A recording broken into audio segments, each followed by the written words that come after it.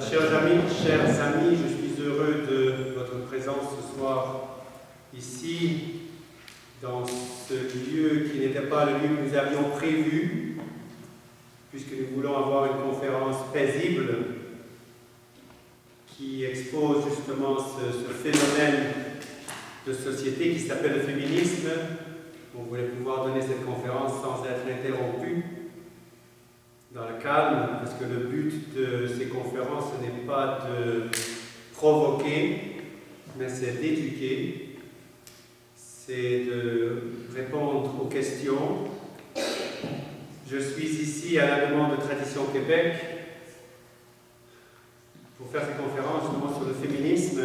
Ce sont des jeunes gens, des jeunes demoiselles qui m'ont demandé de faire cette conférence. J'aurais proposé que ce soit plutôt une femme qui fasse la conférence. J'ai même suggéré des noms. Mais on a insisté pour que ce soit un prêtre catholique qui donne vraiment l'enseignement catholique sur le rôle de la femme et sur cette question du féminisme. Mais pour comprendre donc toute cette question, il faut d'abord se rappeler de certaines grandes vérités, des principes essentiels pour comprendre tant la position catholique que la position de ceux qui luttent contre. Et puis, nous tirons des conséquences pratiques concrètes. Donc, deux parties, une partie un peu plus générale, les principes essentiels, et les applications concrètes. Commençons par rappeler certaines vérités, véritables principes et fondements, sans lesquels on risque de faire fausse route dans toutes ces matières, sans lesquels on risque de ne pas comprendre les principes qui doivent régler notre pensée, notre action, toutes nos pensées, toutes nos actions, principes qui sont soit ignorés, soit oubliés, soit niés par le monde moderne et moderniste qui nous entoure de toutes parts, principes aussi que nos jeunes souvent ne connaissent pas bien. Premier point, la révélation est nécessaire. Dieu s'est révélé, il a parlé à l'homme, ça s'appelle la révélation, avec un R majuscule. Cette révélation divine était nécessaire, nous dit saint Thomas d'Aquin, car le but de la vie humaine, c'est de voir Dieu et de jouir de son bonheur infini. L'œil n'a point vu, ô Dieu, ce que vous avez préparé à ceux que vous aimez. On trouve la même pensée dans ce passage d'un génie, un homme qui a tout essayé pour trouver le bonheur humain, dont on fête la fête aujourd'hui, saint Augustin, et qui a écrit « Vous nous avez fait pour vous, Seigneur, et notre cœur est inquiet jusqu'à ce qu'il se repose en vous. » Or, si notre âme, notre intelligence, notre volonté, à cause de leur nature spirituelle, sont faits pour connaître et aimer la vérité, le bien infini, ne faut-il pas les connaître, cette vérité et ce bien infini, pour pouvoir diriger nos intentions, nos actions vers cette fin? Surtout qu'en ce qui concerne les choses de Dieu, peu de gens, on le voit autour de nous, peu de gens prennent le temps d'y penser. Il y a beaucoup d'erreurs dans les résultats de leur étude, et ça prend beaucoup de temps. Donc, pour procurer le salut de l'homme de façon plus certaine, avec plus d'ampleur, il était nécessaire, nous dit saint Thomas, pour Dieu, de nous instruire des choses divines par révélation.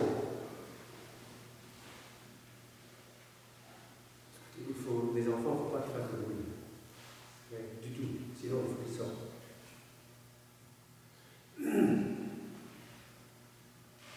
Deuxièmement, donc premièrement, la révélation, Dieu, c'est nécessaire pour Dieu de révéler. Deuxièmement, l'Église catholique est nécessaire pour connaître cette révélation. Saint Paul nous dit dans l'Épître aux Hébreux, après plusieurs reprises et en diverses manières parlé autrefois à nos pères par les prophètes, Dieu, dans ces derniers temps, nous a parlé par le Fils qu'il a établi, héritier de toutes choses, et par lequel aussi il a créé le monde. Cette révélation divine a été faite par Dieu dès les débuts du monde, par les patriarches et par les prophètes, mais elle trouva son sommet avec notre Seigneur Jésus-Christ. En dehors de notre Seigneur Jésus-Christ, il n'est pas possible de se sauver, d'aller au ciel, d'atteindre ce bonheur infini qui nous est promis. Encore, c'est le premier pape qui nous le dit.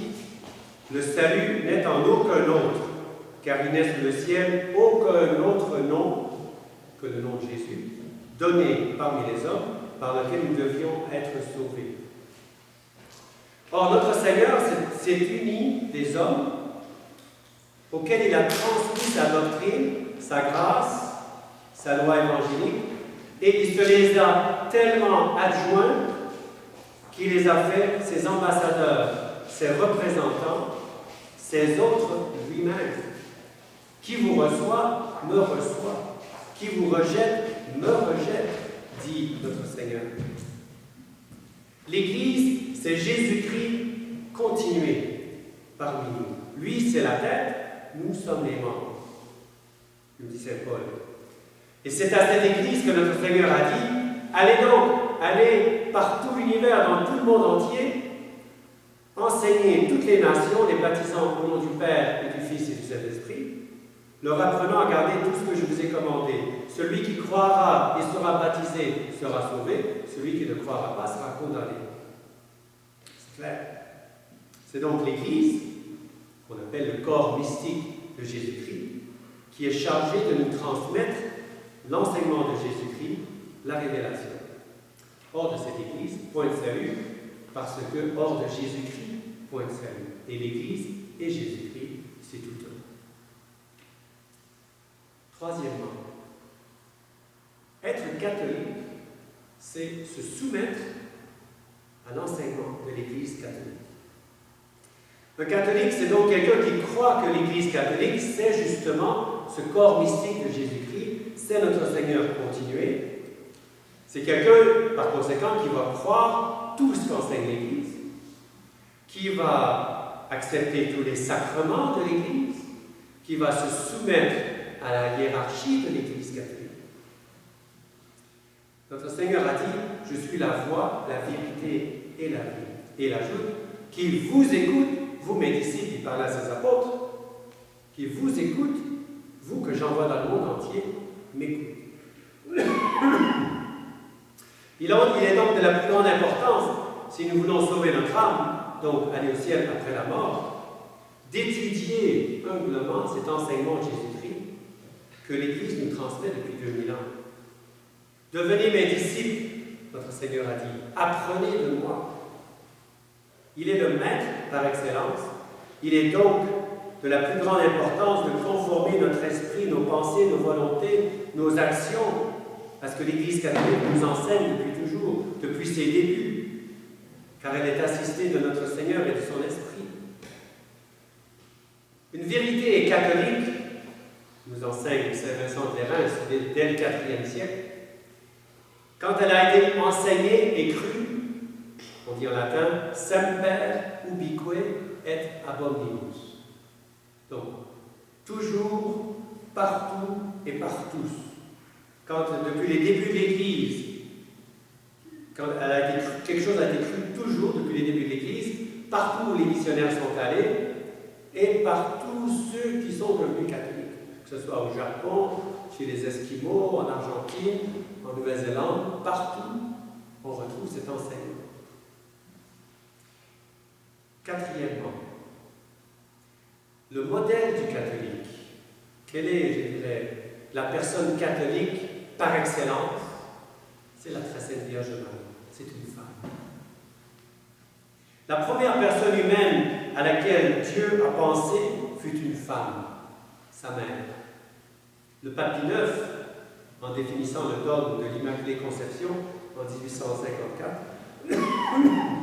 a dit dans le même document, dans le même décret, a dit que, dans ce même document, dans le décret que Dieu, dans la décision que Dieu a prise de devenir homme, de s'incarner, il y avait en même temps une mère, sa mère, qui serait la Bienheureuse Vierge Marie.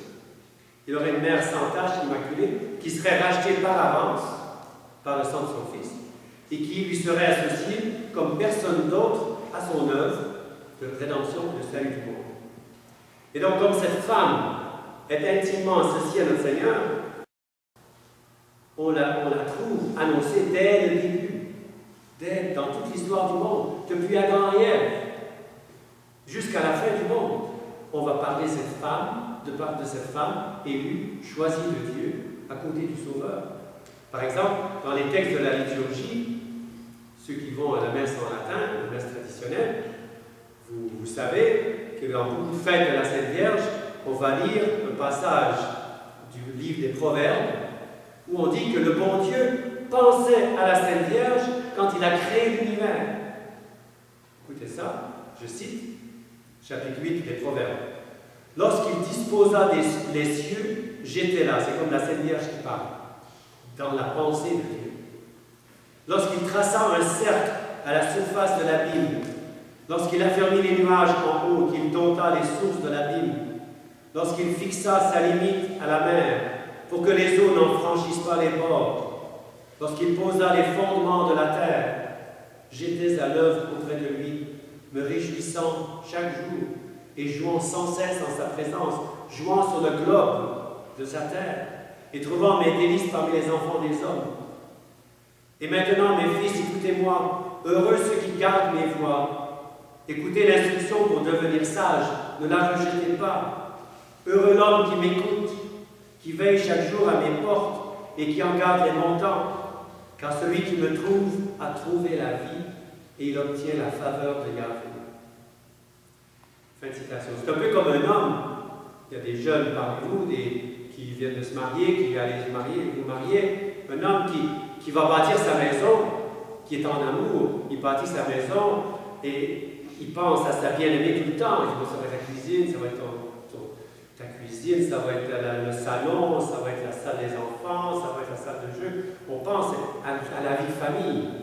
Et donc le bon Dieu, quand il a créé l'univers, il pensait à sa mère. À cette femme, en créant les fleurs, en créant les étoiles, il pensait à la beauté de cette femme qui serait la plus belle parmi toutes les femmes. Il est annoncé par Dieu, dès le début, dès la chute d'Adam et Ève, il y aura une femme qui écrasera la tête du serpent. Elle est annoncée par les prophètes. Il y aura une reine à côté du roi, une vierge qui va enfanter, qui va concevoir et enfanter, et qui restera vierge. Elle est préfigurée par de nombreuses héroïnes dans l'Écriture. Vous en connaissez certaines. Il y a Déborah dans le livre des Juges, il y a Judith, il y a Esther, la mère des Maccabées. Toutes ces femmes annoncent un aspect ou un autre de la Sainte Vierge. Le Nouveau Testament commence chronologiquement dans l'Évangile de Saint-Luc avec l'Annonciation, premier chapitre de Saint-Luc, où on nous présente une Vierge pleine de grâce. Et son nom est la Vierge Marie. La vie publique de notre Seigneur commence par un miracle, par un mariage. Et à ce mariage, il y a la mère de Jésus qui voulait pas faire le miracle, mais finalement, à la demande de sa mère, ils n'ont plus de vin. Et puis la Sainte Vierge dit, faites tout ce qu'il vous dira. Finalement, notre Seigneur fait ce miracle, change l'eau en vin, à la demande de sa mère. Elle sera au pied de la croix, quand notre Seigneur rachètera le monde. Elle sera là le jour de la Pentecôte, entourée des apôtres et des disciples, lorsque le Saint-Esprit descendra et les embrasera du feu de son amour. Donc, voilà le rôle qu'on lit dans l'Écriture sur la Sainte Vierge. Mais qu'est-ce qui rend la Sainte Vierge si grande? Pourquoi c'est la plus grande? Toutes les nations me diront bienheureuse. Elle chante dans son Magnificat. C'est à cause de sa soumission parfaite à la volonté de Dieu, au plan de Dieu. C'est son humilité aimante. Il faut comprendre que l'humilité, c'est la vérité. L'humilité, c'est de voir Dieu comme il est, dans sa grandeur, et et de nous voir, de nous positionner par rapport à Dieu, de voir ce que nous sommes, nous, vus de Dieu, et dans la réalité des choses. En réalité, non pas en imagination. L'orgueil trompe, nous trompe. On se pense plus qu'on est, et plus que la réalité. Donc l'orgueil nous met dans l'erreur.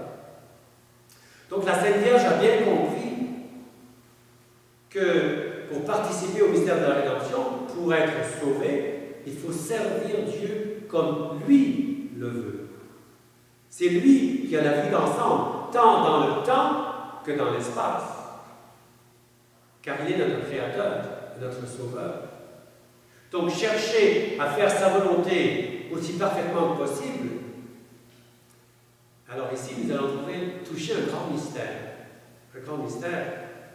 Faire la volonté de Dieu, se soumettre à l'ordre établi par Dieu dans l'univers, dans le monde matériel, intellectuel, spirituel, surnaturel, en fait, c'est trouver le bonheur. Rejeter l'ordre de Dieu, c'est ouvrir la porte au malheur. Car dans ce mystère du plan de Dieu, servir Dieu, c'est régner. En latin, on dit qui servire regnare est, nous dit la liturgie. Régner avec lui dans l'au-delà, dans son royaume. Il l'a dit clairement. Bienheureux les pauvres en esprit, bienheureux les doux, bienheureux les cœurs purs, bienheureux les miséricordieux, car le royaume des cieux est à eux. Car ils verront Dieu. Il a aussi dit, quiconque s'abaisse sera exalté, quiconque s'élève sera abaissé. C'est fondamental. Ça, c'est quelque chose dont notre mentalité moderne a de la peine à comprendre. Voilà ce qu'on appelle le libéralisme. C'est mon 5e point. Le libéralisme, c'est l'opposé du catholicisme. Il faut absolument que vous compreniez ce mot libéralisme. L'Église catholique a beaucoup écrit à ce sujet. Le libéralisme, en langage simple, c'est un esprit d'indépendance à tous les niveaux. Que l'on parle de l'intelligence, la façon dont notre intelligence marche, c'est-à-dire il faut se soumettre à la réalité, ça c'est un verre d'eau. Une pomme c'est une pomme, un cheval c'est un cheval, la réalité. Soit que l'on parle de la liberté qui est limitée, ceux qui disent je veux être absolument libre à tous les niveaux, c'est pas vrai. Ils peuvent essayer de voler comme un oiseau, ils doivent se soumettre à la loi de la gravité. Il y a des lois de la digestion, on ne peut pas manger ce qu'on veut. Il y a des lois dans l'univers, il faut accepter. On ne peut pas changer les saisons, la nature qui est là, on doit se soumettre. S'il fait moins 30 ou plus 40, il faut accepter. On doit, c'est ce qui concerne la conscience qui doit se soumettre à une loi morale objective. Pourquoi c'est mal de mentir? Et qu'on soit catholique ou pas, c'est mal de mentir. Parce que c'est inscrit dans la nature humaine, c'est dans le mode d'emploi humain. Et même dans les endroits qui n'ont jamais connu la religion, qui ne connaissent pas Dieu, une maman veut la vérité de son enfant, elle veut savoir la vérité de l'enfant. Qu'est-ce que tu as fait? Soit qu'on parle du rapport entre le corps et l'âme, parce qu'on a deux éléments en nous.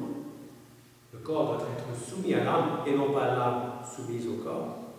Soit que l'on parle de la notion d'autorité dans la famille, dans la société. Soit que l'on parle des rapports de l'Église et de l'État. Dans tous ces domaines, quelqu'un qui est libéral dans le sens dont on parle, c'est quelqu'un qui veut être indépendant, qui cherchera l'indépendance, qui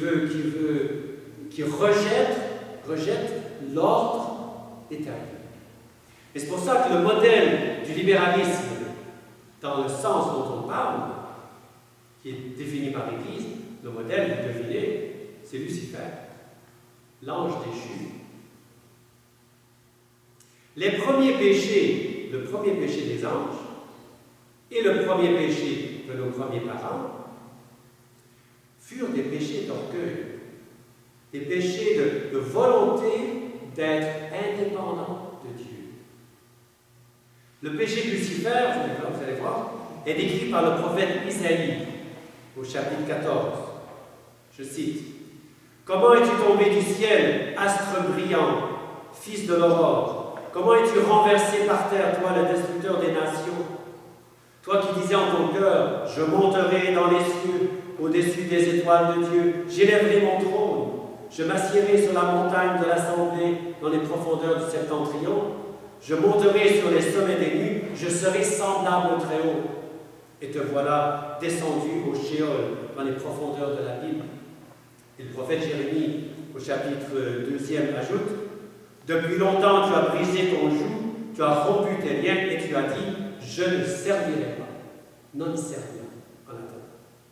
Je ne servirai pas. » Donc, le premier péché, le péché des anges, c'est eux, l'ange qui a voulu se faire l'égal de Dieu, qui n'a pas voulu obéir, et donc qui a été précipité en bas. Le premier péché, nos premiers parents, c'est la même chose. On trouve ce souffle orgueilleux du diable, la même tentation d'orgueil, se passer de Dieu, manger le fruit défendu. Non, dit le serpent à Ève, non, vous ne mourrez pas. Mais Dieu sait que le jour où vous mangerez, vos yeux s'ouvriront et vous serez comme Dieu, connaissant le bien et le mal. Vous serez comme Dieu. Vous aurez la connaissance du bien et du mal. Vous connaîtrez tout. Vous n'aurez plus besoin de vous soumettre à Dieu. Vous serez son égal. Si l'humilité, comme on a vu, fait régner avec Dieu, l'orgueil, au contraire, rend esclave. C'est Saint Paul qui le dit aux Romains, chapitre 6. Ne savez-vous pas que si vous vous livrez à quelqu'un comme esclave pour lui obéir, vous êtes esclave de celui à qui vous obéissez, soit du péché pour la mort, soit de l'obéissance à Dieu pour la justice. C'est un des nombreux paradoxes de notre belle religion. Obéir, c'est régner. S'abaisser, c'est être exalté. Tout comme on peut trouver la joie dans le sacrifice, la souffrance bien comprise, unie au sacrifice de notre Seigneur. Il y a ce sujet de la joie qu'on peut rencontrer dans le sacrifice. Je vous recommande le livre d'une femme qu'on a sur notre table ici, à l'entrée, qui est un livre extraordinaire, qui est en train de devenir un best-seller. Une femme qui s'appelle Madame Rose Hu, une chinoise, qui est décédée il y a à peine 2 ans, que j'ai eu le bonheur de connaître pendant 12 ans, les dernières 12 ans de sa vie. Elle a passé 26 ans dans les camps de concentration en Chine. Et c'est extraordinaire, l'héroïsme d'une femme qui en même temps se soumet à Dieu pour rien au monde, veut offenser Dieu, qui est prête à tout, mais pour ne pas offenser Dieu. C'est extraordinaire. Le livre s'appelle « Avec le Christ dans les prisons de Chine », qui est disponible dans nos cartes de presse.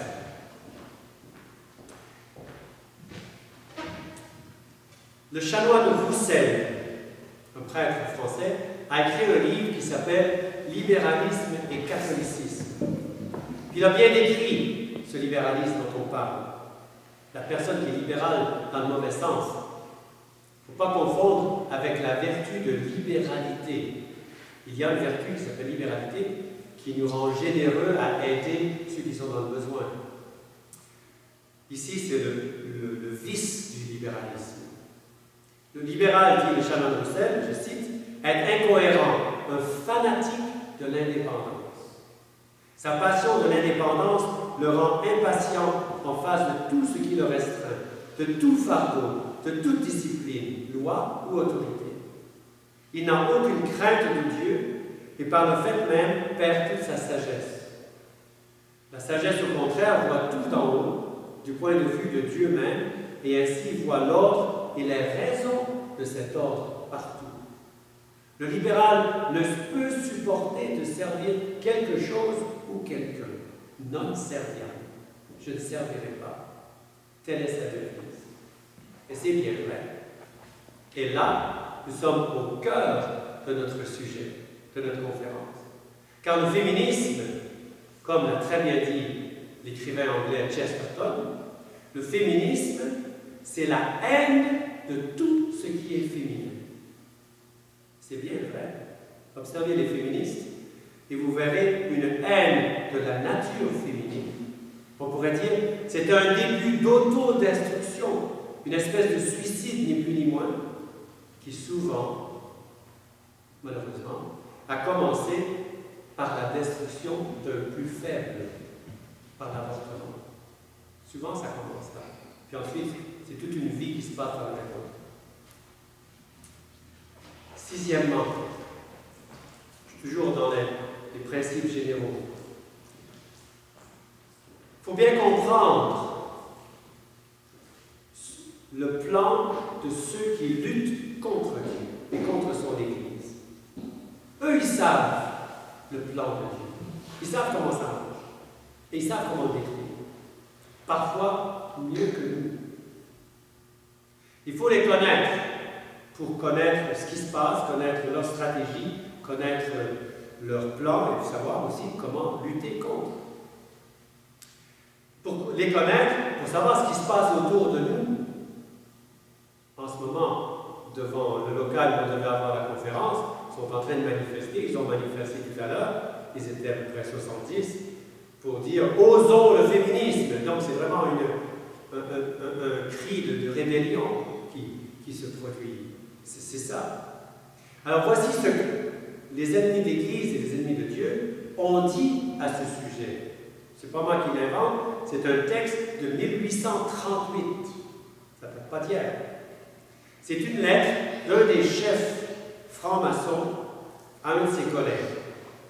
Ce texte fut publié par ordre du pape Grégoire XVI pour révéler ce qui se préparait dans les loges maçonniques et pour nous mettre en garde, pour nous former attention. Ce texte vient d'une loge qui s'appelait de la haute vente, Alta Vendita en italien. Il y a une partie qui concerne le pape, les prêtres, comment les corrompre, comment corrompre l'Église. Puis il y a une partie qui concerne la corruption de tout le catholicisme par la femme. Ils ont bien compris. Écoutez bien, je cite. Le catholicisme n'a pas plus peur d'un stylet bien acéré que la monarchie. Mais ces deux bases de l'ordre social, le catholicisme et la monarchie, peuvent crouler sous la corruption. Ne nous lassons donc jamais de corrompre. Tertullien, un écrivain au IIIe siècle, disait avec raison que le sang des martyrs enfantait des chrétiens. Il est décidé dans nos conseils que nous ne voulons plus de chrétiens. Ne faisons donc pas de martyrs, mais popularisons le vice dans les multitudes. Qu'elles le respirent par les cinq sens, qu'elles s'en saturent. Faites des cœurs vicieux et vous n'aurez plus de catholiques. Je continue. Là, ils vont parler du prêtre. Éloignez le prêtre du travail, de l'autel et de la vertu. Cherchez adroitement à occuper ailleurs ses pensées, ses heures. Rendez-le oisif, gourmand et patriote. Il deviendra ambitieux, intrigant et pervers. Vous aurez ainsi 1000 fois mieux accompli votre tâche que si vous eussiez émoussé la pointe de vos stylets sur les os de quelques pauvres airs. C'est la corruption en grand que nous avons entreprise, 1838, qui doit nous conduire à mettre un jour l'Église au tombeau. J'entendais dernièrement un de nos amis rire d'une manière philosophique de nos projets et dire, pour abattre le catholicisme, il faut commencer par supprimer la femme. Le mot est vrai, mais puisque nous ne pouvons pas supprimer la femme, corrompons-la avec l'Église. Corruptio optimi pessima, c'est eux qui citent en latin. La corruption du meilleur, c'est la pire. Le but est assez beau pour tenter des hommes tels que nous. Ne nous en écartons pas pour quelques misérables satisfactions de vengeance personnelle. Le meilleur poignard pour frapper l'Église au cœur, c'est la corruption. À l'œuvre donc jusqu'à la fin. Fin de citation. Monseigneur de Lassus, l'écrivain du début du XXe siècle, qui relate ses textes dans son œuvre magistrale La conjuration antichrétienne, donne d'autres textes qui vont aller un peu plus loin, un peu plus en détail sur comment ils vont procéder pour corrompre la femme. Il va décrire leurs efforts pour s'emparer de l'éducation des filles. Car comme disait un ministre français, le ministre français de l'instruction publique à l'époque, le franc-maçon Bienvenu Martin, je cite, « Il s'agit de transformer les âmes féminines. » Fin de citation. Un autre ministre dit en janvier 1906, « Je voyage beaucoup pour une cause que j'ai profondément à cœur, l'éducation des jeunes filles. Je suis allé inaugurer nombre de lycées et de collèges à leur usage. Nous arrachons la femme au couvent et à l'église. L'homme fait la loi, la femme fait les mœurs. » Fin de citation. Le 6 septembre 1900, le Convent du Grand Orient de France renvoya à l'étude des loges la recherche des moyens les plus efficaces pour établir l'influence des idées maçonniques sur les femmes, tenter de les arracher à l'influence des prêtres et créer telles institutions aptes à atteindre ce but. En exécution de ce vœu et d'autres semblables, le Conseil de l'Ordre, donc les dirigeants maçonniques, ont envoyé une circulaire, c'est en 1902, le 15 décembre 1902, leur disant, je cite, « La puissance du cléricalisme », écoutez bien, ça explique beaucoup le rapport entre l'Église qui a besoin des mères, qui a besoin des femmes. Et la puissance du cléricalisme a été développée et consolidée grâce à la femme. Et c'est même grâce à elle que cette puissance malfaisante, c'est eux qui parlent, les ennemis de l'Église, se maintient et s'exerce. Il faut donc opposer à la femme nourrie d'idées fausses et de superstitions ridicules, c'est ainsi qui considère l'enseignement catholique, la femme forte, disent-ils, la femme maçonnique connaissant nos principes et nos aspirations et les inculquant à nos enfants. Je voudrais vous montrer maintenant un petit vidéo. C'est pas long, ça dure 7 minutes. C'est en 2 parties qui illustre très bien ce programme du libéralisme, ce programme maçonnique. Comment ce plan qui a été concocté dans les loges il y a 150 ans et plus, 1838, ça fait longtemps, c'est presque 180 ans, comment c'est rentré dans notre belle province du Québec. Vous avez entendu, je viens de vous citer, qu'ils veulent détruire le prêtre et la femme. 2 positions clés pour l'établissement du règne social de notre Seigneur Jésus-Christ que pour sa destruction. Et vous allez voir dans ce petit film comment le libéralisme, ce rejet de l'ordre voulu de Dieu, a pénétré ici, dans cette terre catholique, comme partout ailleurs dans le monde. Ici au Québec, ça a été surtout ce qu'on appelle ici la Révolution tranquille, donc les années 60. C'est très court, mais c'est très révélateur.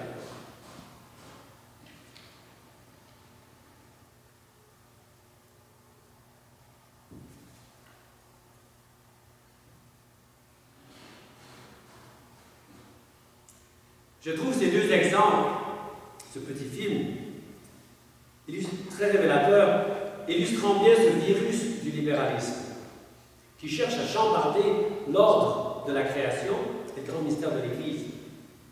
Appelez-le féminisme, modernisme en philosophie, en théologie, communisme, on trouve toujours ce même état d'esprit. Ce non serviam, je ne servirai pas.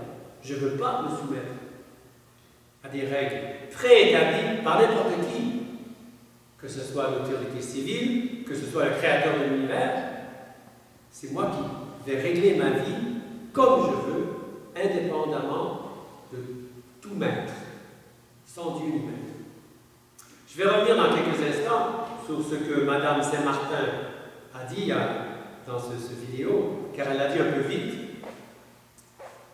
Mais ce qu'elle a dit, vous allez voir, on va l'éplucher un petit peu, c'est ça, du libéralisme pur, peu comme du cristal, on y trouve les grands principes du féminisme. Alors passons à la deuxième partie. Donc, première partie, les grands principes. C'est quoi le catholicisme? C'est quoi le libéralisme? Et le féminisme, c'est une espèce de libéralisme. Alors maintenant, faisons des applications de cette doctrine, tant catholique que libérale. C'est l'objet de cette conférence. On pourrait bien faire d'autres applications du libéralisme. Nous le faisons d'ailleurs ailleurs, ici ou là, dans le monde entier, dans différentes langues, différents pays. Par rapport au sacerdoce, vous avez entendu le prêtre qui dit c'est pas l'Église qui va me dire comment vivre comme un prêtre. Je ne veux pas ce cadre. Un prêtre, c'est quoi? C'est quelqu'un, essentiellement, c'est une vocation surnaturelle. C'est pas humain, c'est surnaturel. On pourrait parler de la liturgie catholique, comment le libéralisme est rentré dans la liturgie catholique, dans la foi, les sacrements, la morale, la musique, l'architecture. Il faut se débarrasser de tout le passé. On ne veut pas être soumis même au passé. On veut couper toutes les révolutions, c'est comme ça. Mao Zedong, il a fait ça en Chine, en 1949. Tous les révolutionnaires veulent couper du passé, repartir à zéro. Pourquoi? Parce que le passé, on a des racines, et le passé nous tient. On a un héritage, un patrimoine, mais on ne veut pas être soumis au passé. Donc il faut partir à zéro. Donc bien comprendre les principes en jeu, et ceux qui sont derrière, tout cela jette beaucoup de lumière sur ce qui se passe dans notre cher Québec, et de comprendre. Et ça nous aidera aussi à réagir et à agir et à réagir comme il faut. Alors, premièrement, parlons de la création de la femme. C'est le but de la conférence. C'est de voir quel est le rôle de la femme dans ce plan de Dieu. Le rôle extraordinaire. Il faut comprendre quelque chose qui est en désordre. Il faut savoir c'est quoi l'ordre. Alors commençons par le commencement, par la création. C'est la clé de beaucoup de choses qui sont mal comprises dans ce sujet dont nous parlons. Alors, d'abord le but de la création. Dieu qui est infiniment bon et parfait a créé librement le monde pour sa propre gloire, pour faire participer les principales de ses créatures. Quelles sont les principales? Ce sont les anges et les hommes, créatures intellectuelles. Mais pour nous faire participer à son bonheur infini, il faut le connaître, l'aimer et lui obéir. Si vous m'aimez, a dit notre Seigneur Jésus-Christ, gardez mes commandements. On peut arriver à une certaine connaissance de Dieu en étudiant l'univers. Car Saint Paul nous dit, je cite aux Romains chapitre 1, « Ses perfections invisibles, son éternelle puissance et sa divinité sont depuis la création du monde rendues visibles à l'intelligence par le moyen de ses œuvres. » Saint Thomas d'Aquin ajoute ici une considération très profonde. Il explique que Dieu, non seulement partage ses perfections infinies avec cette créature, non seulement il les rend bonnes, sages, belles, mais il veut aussi que certaines deviennent cause de la bonté dans les autres. Qu'est-ce que ça veut dire en langage saint, en langage humain saint? Le bon Dieu, il aime bien déléguer. Il ne veut pas tout faire tout seul. Comme un bon manager, un bon gérant, il va faire des choses. Voici le texte de saint Thomas d'Aquin. Entre ses œuvres et lui, Dieu a voulu pousser la ressemblance aussi loin que possible pour les faire parfaites et pouvoir, par elles, être connues. Afin donc de manifester dans ses œuvres non seulement les perfections de son essence, mais celles de son action sur les créatures, donc non seulement les perfections de Dieu, mais la causalité divine, comment Dieu agit sur les autres. Il a imposé à tout être cette loi de nature. Les êtres inférieurs seront conduits et poussés à leur perfection par des êtres intermédiaires, ceux-ci à leur tour par des êtres supérieurs. C'est pas compliqué, ça veut dire que dans le plan de Dieu, il va y avoir beaucoup de délégation. On délègue dans toutes vos entreprises, dans une salle d'école, à la maison, dans un garage, on va déléguer. Dans une orchestre symphonique, on donne des responsabilités. Saint Thomas va appliquer ce principe de la délégation aux prêtres et aux parents. Je cite, pour que cette harmonie, donc il n'y ait pas seulement les perfections divines, mais la causalité divine qui se retrouve dans l'Écriture, pour que cette harmonie ne manque pas à l'Église, il établit un ordre. Ici, Saint Thomas parle du sacerdoce. En elle. Certains dispenseraient les sacrements aux autres, en cela imitant Dieu à leur manière, collaborant en quelque sorte avec Dieu. Ainsi, dans le corps vivant, certains organes communiquent-ils la vie aux autres.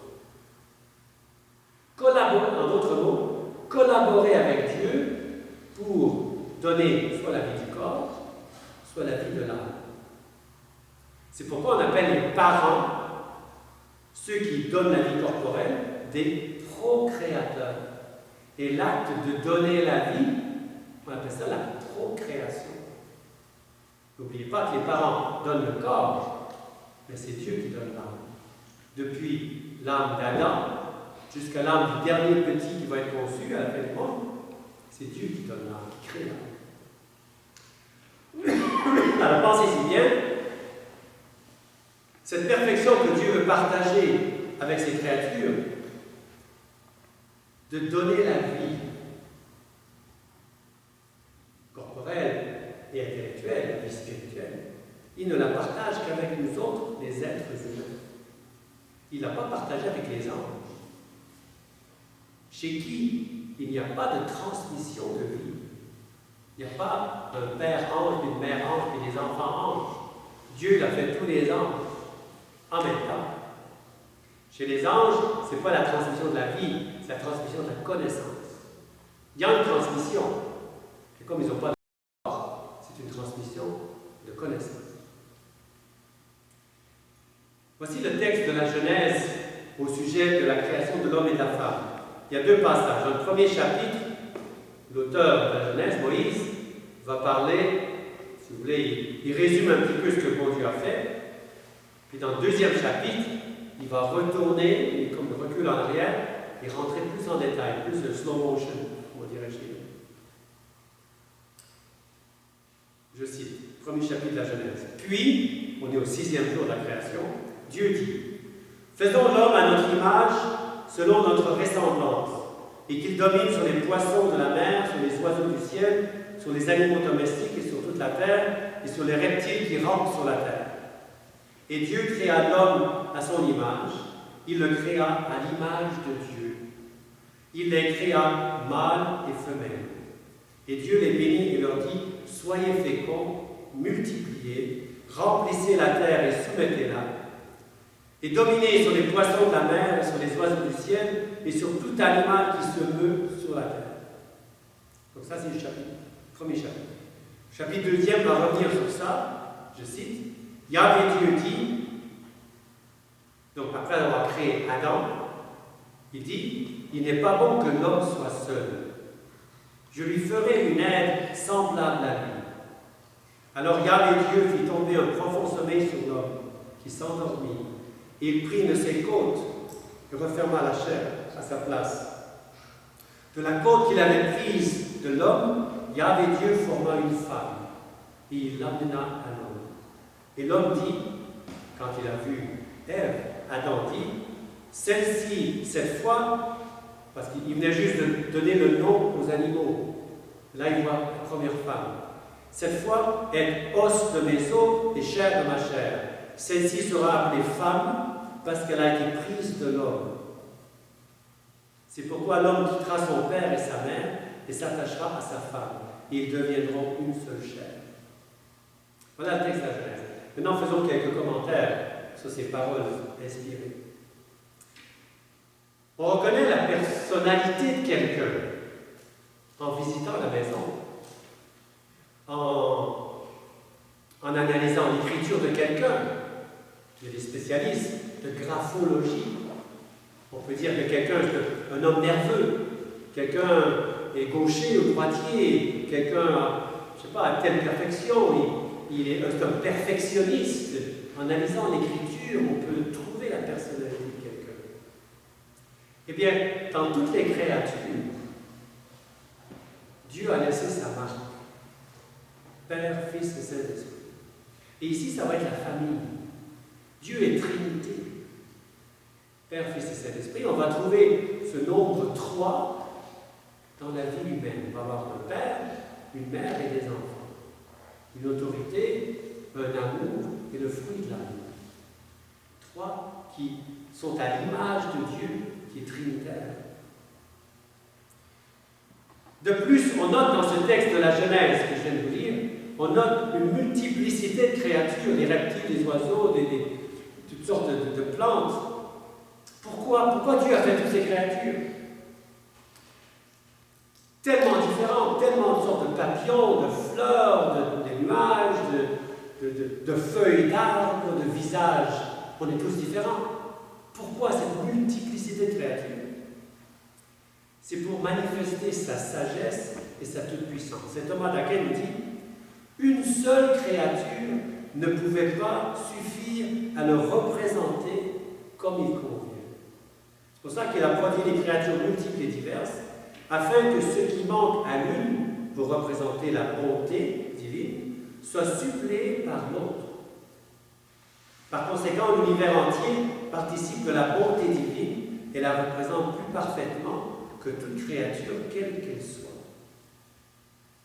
La phrase clé ici, c'est « Une créature ne saurait suffire à représenter Dieu comme il convient. » C'est plus parfait, si vous êtes un musicien, de composer 5 pièces de piano que d'en composer il n'y a qu'une. Ça montre que vous avez plus de talent.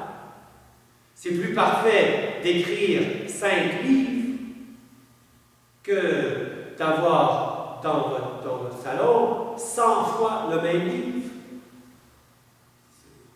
Ça montre que vous avez plus de créativité, vous avez plus d'idées, vous êtes plus sage.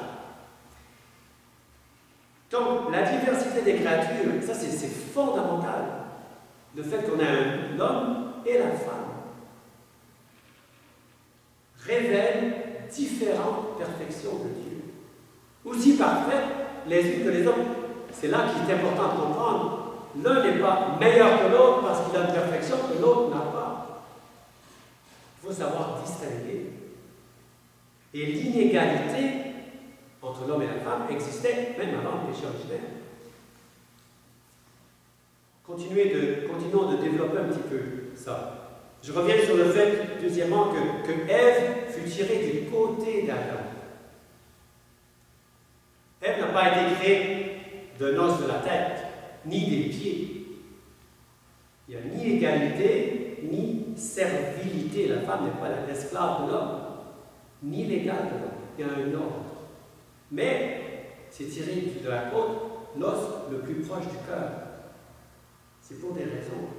Pour que l'homme s'attache à sa femme, aime sa femme, sa compagne. Elle fut tirée de l'homme, écoutez bien, l'homme quittera son père et sa mère pour s'attacher à sa femme. Donc c'est une union d'amour. Deuxièmement, pour la vie domestique, la vie de famille, à la différence des autres animaux, elle doit durer toute la vie. Quand vous vous mariez, il y en a parmi vous qui êtes mariés depuis 50 ans, d'autres qui vont se marier bientôt, depuis quelques mois, qui sont mariés peut-être. Eh bien, c'est une vie, je connais des couples qui sont mariés depuis 60, 70 ans. C'est toute la vie. Au début, il faut fonder la famille, et ensuite, quand les enfants partent l'un après l'autre, eh bien, vous vous retrouvez tout seul, le couple, pour vous aider les uns les autres dans la vieillesse. Eh bien, il faut qu'il y ait, chaque fois qu'il y a plusieurs personnes, il faut qu'il y ait une autorité. Jouer une game de hockey ou aller jouer au baseball, il y a quelqu'un qui va dire, bon, on va faire 2 équipes, on va organiser la game. on va faire comme ça. Il y a quelqu'un qui va prendre la direction. Ça ne veut pas dire qu'il est meilleur, mais c'est quelqu'un qui a une autorité. Il y en a qui sont chefs par nature, d'autres qui suivent par nature. C'est différents rôles, c'est tout. C'est différents rôles. Ça, c'est fondamental de comprendre ça. Une troisième raison pourquoi Ève fut tirée du côté d'Adam. Parce que lors de la création de Ève, le bon Dieu pensait déjà à Jésus sur la croix, quand il serait mort sur la croix, et que le soldat allait le transpercer avec la lance. Il transpercerait le cœur, et du cœur, du côté ouvert de notre Seigneur, est sorti du sang et de l'eau. Et ça, cette ouverture du côté de Jésus, ça représente l'Église précisément. Et quand Saint Paul parle du mariage, il dit, vous, hommes et femmes, le modèle de votre amour dans le mariage, c'est notre Seigneur Jésus-Christ qui est mort pour son Église, et l'Église qui le sert de tout son cœur, qui donne sa vie pour lui. C'est chacun des rôles différents. Le fait que la femme soit soumise à son mari, c'est comme les enfants qui doivent être soumis aux parents. Chacun a un rôle dans la famille. C'est en vue du bien commun, de la société domestique ou civique. Quand le chef, il faut bien comprendre toute société, le chef va disposer, va travailler avec ceux qui sont avec lui, pas pour son bien personnel égoïste, mais pour le bien commun. L'autorité du père de famille, ce n'est pas pour son bonheur personnel, c'est pour le bien de sa famille. L'autorité du maire, c'est pour sa vie. L'autorité du chef d'orchestre, c'est pour l'orchestre. C'est pour le bien commun. Et je répète, ce n'est pas une question ici de dire l'un est meilleur que l'autre. Ce n'est pas une question d'être meilleur que l'autre, c'est des rôles différents. Et n'oublions pas, et ça confirme, que dans l'histoire de la création de Ève, c'est Dieu qui a créé Ève. Ève n'a pas de parents humains. Donc Dieu a créé l'homme directement et la femme en prenant un morceau de l'homme pour la créer. Donc la femme est créée par Dieu comme l'homme est créé. Ce sont tous les deux Dieu. Troisièmement, on lit dans la Genèse, je vous ai lu tout à l'heure, Dieu les bénit et il leur dit, soyez féconds, multipliez. Là, on va avancer d'une coche. Dieu est la source de la vie. Il est la vie même. Notre Seigneur a dit, je suis la voie, la vérité et la vie. Je suis venu pour qu'ils aient la vie et qu'ils l'aient en abondance. On trouve ça dans Saint Jean. Alors, Dieu veut communiquer ses perfections, donc il veut déléguer, et parmi celles-là, la perfection de donner la vie. Et c'est en fait, réfléchissez un peu, la chose la plus grande que nous autres, les hommes, les êtres humains, on peut faire. Donner sa vie à quelqu'un d'autre. Vous pouvez faire la cuisine, très bien, faire un beau plat 4 étoiles. Vous pouvez écrire un livre, bâtir une maison, enseigner, soigner des malades. Tout ça, c'est très bien. Vous utilisez vos talents pour faire quelque chose. Vous utilisez quelque chose ou vous utilisez vos talents sur quelqu'un. Mais vous ne vous donnez pas en entier. Donner la vie, par contre, donner ma vie à quelqu'un, donner la vie à quelqu'un, c'est le plus qu'on peut faire au plan naturel. Car en donnant la vie, on donne au maximum, on donne sa nature, pas seulement une qualité, on donne ce qu'on est. On n'est pas plus qu'être humain. Et quand vous avez un enfant, vous faites un autre être humain. C'est le plus que vous pouvez donner. En donnant Ève à Adam et en les bénissant, Dieu leur donnait cette grande dignité de devenir procréateur, comme on l'a dit. Et ce sera surtout la femme qui portera, qui nourrira ses enfants de son propre corps pendant 9 mois. Et ce sera surtout à la femme donc que Dieu communiquera cette perfection d'aimer et d'être la providence, celle qui pense à tout auprès des enfants. Dans la Bible, l'image que Dieu lui-même utilise pour représenter son amour divin, c'est la mère de famille. Je cite le prophète Isaïe au chapitre 66. « Voici ce que dit le Seigneur, je veux faire couler sur vous la paix comme un fleuve et la gloire comme un torrent. Je vous porterai entre mes bras, je vous caresserai sur mes genoux comme un enfant à la mamelle. Comme une mère console son enfant, ainsi je vous consolerai et vous serez consolés dans Jérusalem. Vous verrez et votre cœur se réjouira. » Un très beau passage du prophète Isaïe. Comme une mère console son enfant. Et le pape Pie XII, le grand pape, le pape Pie XII, qui est mort en 1958, voici comment il exprime, il a beaucoup parlé, il a beaucoup fait des discours, des allocutions, il y a beaucoup de textes, des groupes de femmes qui sont allées en pèlerinage à Rome, des infirmières, des enseignantes, des religieuses, des mères de famille, des familles qui sont allées voir le pape.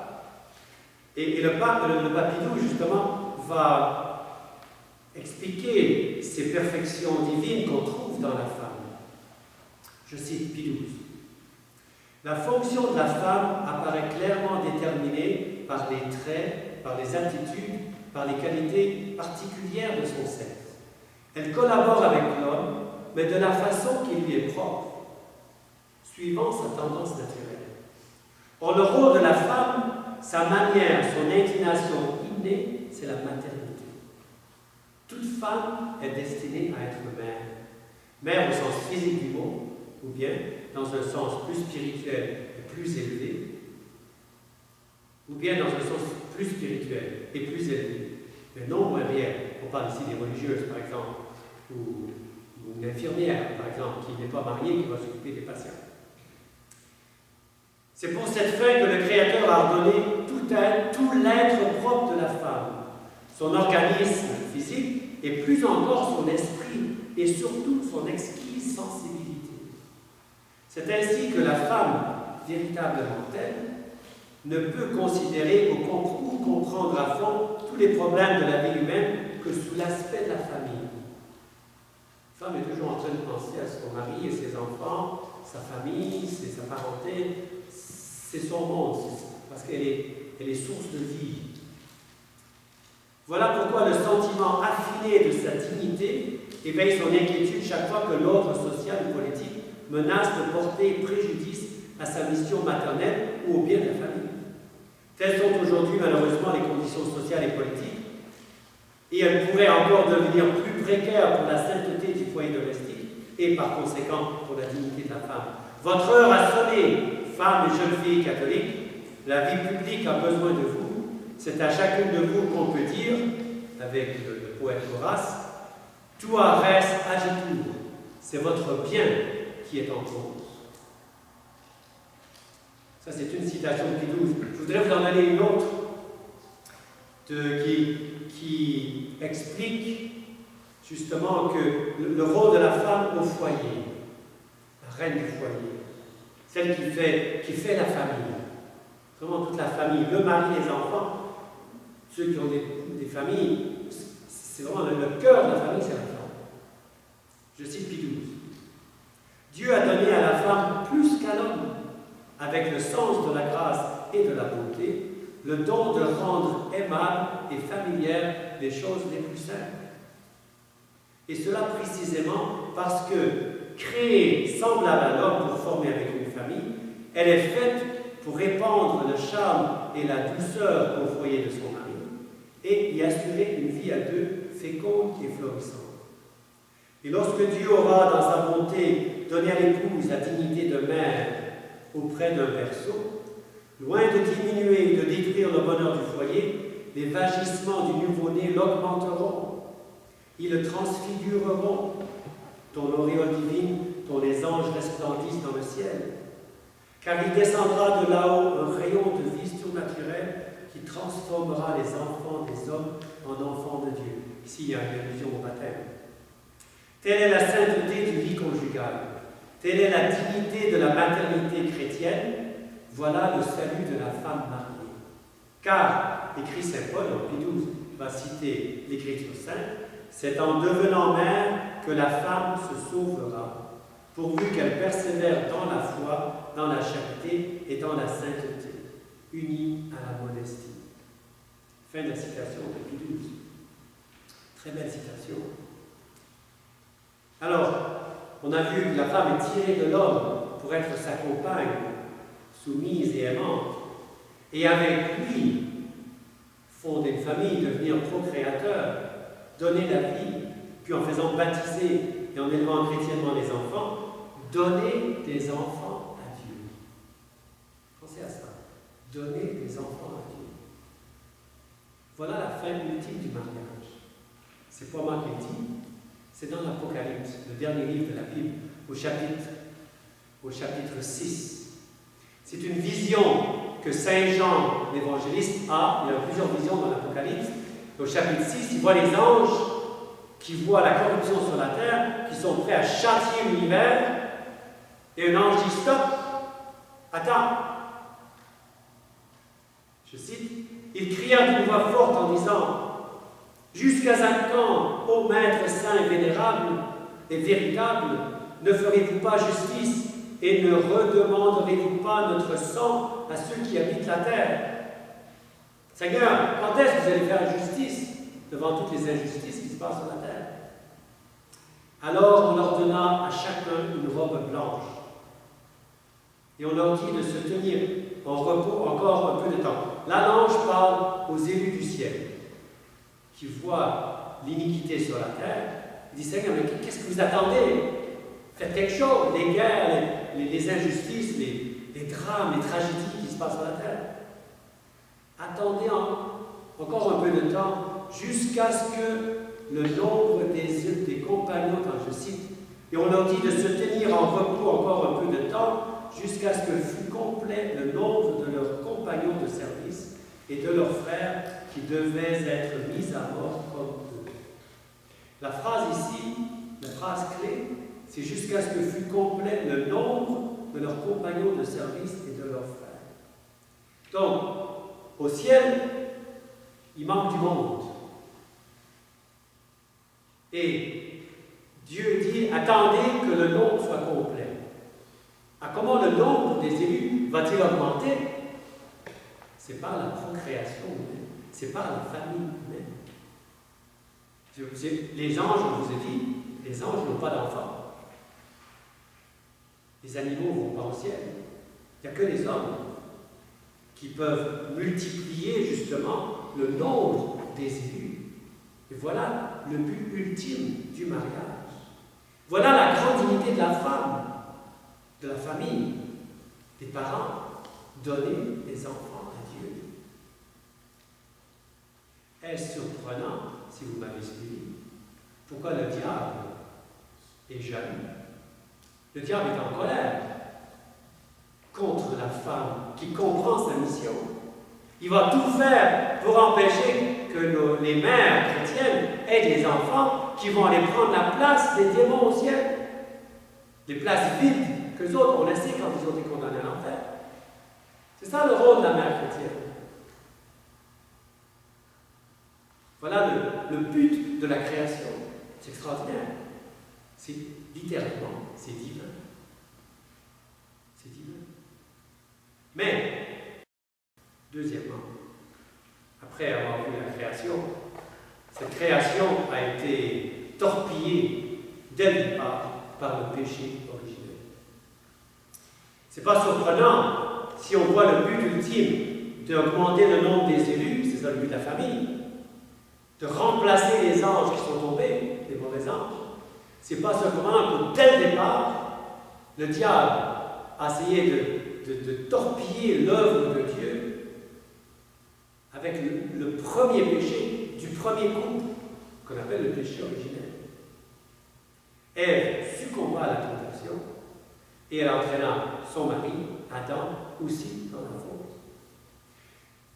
Ce péché, comme on l'a dit tout à l'heure, est un péché d'orgueil, d'indépendance vis-à-vis de Dieu, de devenir comme Dieu. Vous serez comme des dieux. Alors, comme on vient juste de le voir, alors que Dieu voulait partager, et le veut, partager ses perfections avec ses créatures créées à son image pour les rendre semblables à lui, parfaits, et se faire connaître par elle. Le diable est un menteur et un homicide, un tueur. C'est le Seigneur qui dit, il a été homicide dès le commencement, il n'est point demeuré dans la vérité, parce qu'il n'y a point de vérité en lui. Lorsqu'il profère le mensonge, il parle de son propre fond, car il est menteur et le père du mensonge. C'est Jésus qui a dit ça. Il a trompé nos premiers parents et les a conduits à la mort, et continue à tromper le monde. Alors, quelles ont été les conséquences du péché originel? Il y a des conséquences générales pour tout le monde, puis il y a des conséquences spécifiques pour l'homme et pour la femme, selon le but de leur création à chacun. Les conséquences communes, d'abord, ils ont perdu la grâce d'un péché mortel, ils ont perdu la grâce sanctifiante, la présence de Dieu dans leur cœur.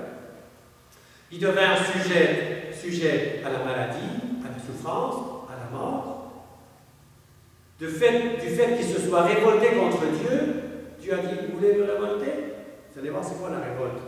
Alors, à l'intérieur de leur âme, les passions sont apparues, les passions qu'on appelle les 7 péchés capitaux, l'orgueil, la luxure, la gourmandise, l'envie, la jalousie. Et aussi, le corps a commencé à se révolter contre l'âme. Il y a une rébellion à l'intérieur de l'être humain, parce que c'est ça le péché. Et c'est un châtiment inhérent au péché. Le péché, c'est une révolte contre Dieu, Dieu dit, ah, vous voulez savoir c'est quoi la révolte? Vous allez voir, vous allez lutter entre eux, à l'intérieur. Et Adam et Ève, les premiers, ont vu un de leurs fils, leur premier fils, Caïn, tuer son frère cadet, Abel, par envie, par colère, par jalousie. Ils ont été témoins, ils ont vu le corps d'Abel tué et Caïn parti, s'enfuir. Il y a aussi, dans l'âme, une conséquence générale, ce qu'on appelle les blessures du péché originel, c'est-à-dire l'ignorance, la malice, la faiblesse et la concupiscence. Je n'ai pas le temps de développer ça. Alors, il y a eu des conséquences propres à l'homme et certaines conséquences propres à la femme. Commençons par l'homme, Adam. Donc Dieu avait créé l'homme d'abord. Il a donné à Adam la responsabilité. Donc Adam, il a l'autorité et il doit pourvoir à sa famille. Alors pour lui, quel sera le châtiment? Ça va être l'annonce de la stérilité de son travail des champs, l'annonce de gagner son pain à la sueur de son front. Voici ce que dit l'Écriture, chapitre 3 de la Genèse. Dieu dit à Adam, parce que tu as écouté la voix de ta femme et que tu as mangé de l'arbre dont je t'avais ordonné de ne pas manger, la terre est maudite à cause de toi. C'est par un travail pénible que tu endureras ta nourriture tous les jours de ta vie. Elle te produira des épines et des chardons, et tu mangeras les plantes des champs. C'est à la sueur de ton visage que tu mangeras ton pain, jusqu'à ce que tu retournes à la terre, parce que c'est d'elle que tu as été tiré, car tu es poussière, et tu retourneras en poussière. Donc pour l'homme, ça va être le travail pénible. Le travail va devenir dur, pénible, souvent ingrat, difficile. Ça va être toutes les difficultés attachées à l'exercice de l'autorité, telle la désobéissance, demander à quelqu'un de faire quelque chose, mais il dit non. Écoute, non, je ne veux pas. Ça va être la rébellion, ça va être l'ingratitude. En conséquence, l'homme, conséquence du péché originel, l'homme va être tenté d'abandonner son devoir par lâcheté, par paresse, par peur de l'effort. Il sera tenté de négliger ses responsabilités ou, le contraire, d'abuser de son autorité. C'est aussi une faiblesse. On n'arrive pas à gérer un problème, on se fâche, on est en colère. C'est une faiblesse. Pour le bien commun. Pas utiliser son autorité pour le bien commun, C'est-à-dire on devient égoïste. Et ça concerne d'abord son épouse. Son devoir envers son épouse, sa compagne bien-aimée, qui, la plus proche de son cœur, la reine du foyer. Ça concerne aussi la façon dont il gère sa famille, dont il gagne son pain quotidien. Voilà donc comment le péché originel a blessé le rôle de l'homme par rapport à l'autorité. Et aujourd'hui, on souffre beaucoup de manque de chef chez les hommes. C'est une conséquence du péché originel. Et à la femme, qu'est-ce que Dieu a dit? À la femme, il dit, je multiplierai tes souffrances et tes grossesses. Tu enfanteras des fils dans la douleur, tu seras sous la puissance de ton mari et il dominera sur toi. Alors ici, on trouve deux conséquences qui concernent les deux rôles, les deux missions de la femme, les deux domaines propres à la femme, l'enfantement, voir les enfants, et la soumission à son mari. Les grossesses allaient devenir pénibles, ainsi que les naissances, et la soumission au mari allait devenir difficile. Et c'est ici, chers amis, dans le péché originel, donc au tout début, qu'on trouve l'origine première du refus de la maternité, du refus de l'incompréhension ou du refus simple du rôle de la femme au foyer. À cause du péché originel, la femme qui doit trouver son bonheur véritable en donnant la vie à ses enfants, en s'occupant d'eux, il n'y a rien de plus beau. Vous, les jeunes pères de famille, il n'y a rien de plus beau de voir votre épouse tenir son premier bébé. Et votre épouse aura même une dignité quand elle devient mère. On le voit tous. Une femme qui devient mère devient encore plus belle, elle devient digne. Il y a une gloire qu'elle n'avait pas avant de donner la vie. Le père de famille, les grands-pères, vous connaissez ça. Il y a quelque chose qui est ajouté. C'est vraiment la dignité de la maternité. Voilà là où se trouve le bonheur de la femme. Mais elle va se retourner contre sa mission. Je vous ai cité tout à l'heure Chesterton, qui disait que le féminisme, c'était la haine de tout ce qui est féminin. Eh bien, il ajoute que ce qui est le plus féminin de tous, combien vous pouvez le voir, c'est la maternité. Et la haine de la maternité atteint son sommet dans l'avortement. Au lieu de donner la vie, on la tue. Une vie qui existe, on la refuse, mais c'est pire quand elle est déjà là. Et Chesterton dit, la légalisation de l'avortement est le vrai triomphe du féminisme. Cela a renversé la famille de fond en comble, rendant le cœur de la famille, la femme, qui est le cœur, maintenant qui est l'ennemi numéro 1 de la famille, qui tue ses enfants. Je ne sais pas si vous avez suivi depuis 2 semaines, 3 semaines, le drame qui a été dévoilé aux États-Unis et qui concerne le Canada aussi. Le drame qui concerne Planned Parenthood. Cet organisme qui parle d'aider les femmes et en fait qui encourage l'avortement, ils ont trouvé que depuis 1970, Planned Parenthood a été cause de 7 millions d'avortements. Et maintenant, ils ont fait une enquête, et vous trouvez ça sur le site LifeSite News, et le site canadien d'ailleurs. Ils ont fait une enquête avec des vidéos, vous voyez les gens, les grands chefs de Planned Parenthood qui disent oui, vous voulez acheter un bras de bébé, un cœur de bébé, un pied de bébé, des morceaux, des parties d'un enfant avorté, pas de problème, c'est 50$, c'est 60$, c'est 100$. Maintenant, ils ont prouvé ces derniers jours qu'il y a des bébés qui étaient avortés, qui étaient encore vivants, le cœur du bébé battait encore. Et ils font le commerce de bébés avortés entier. C'est abominable, inouï. Et le Planned Parenthood de Ottawa se sert de ça maintenant pour ramasser plus d'argent. Il dit, on est en train de faire des clients, venez nous aider. Parce que le nombre d'avortements depuis quelques semaines a chuté aux États-Unis. Il y a des États qui disent, waouh, on ne savait pas ça. Là, c'est la campagne politique en plus. aux États-Unis. Alors, c'est... Vous voyez, le féminisme, le sommet du féminisme, c'est l'avortement.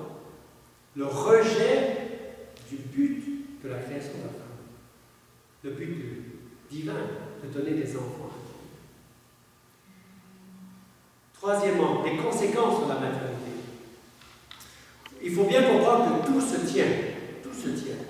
Briser le premier chaînon de la chaîne et que la femme est faite pour elle-même, et tout le reste va partir en désordre. Cela ouvre la porte à la contraception, au fait que la femme abandonne son poste à la maison pour aller sur le marché du travail.